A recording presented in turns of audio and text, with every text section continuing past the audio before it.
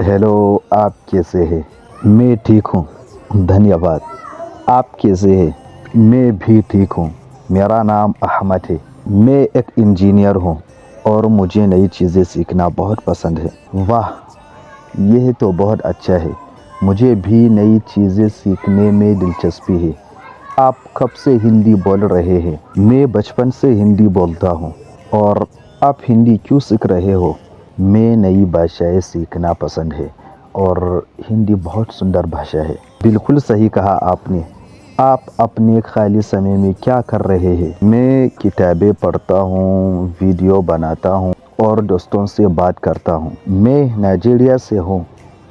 और आप? मैं भारत से है, दिल्ली से। आप क्या काम करते हैं? मैं एक छात्र हूँ और बिजनेस भी करता हूँ। अच्छे लगा आपसे मिलकर अहमद। मुझे भी आपसे मिलकर खुशी हुई राहुल। उम्मीद है हम फिर बात करेंगे, फिर मिलेंगे।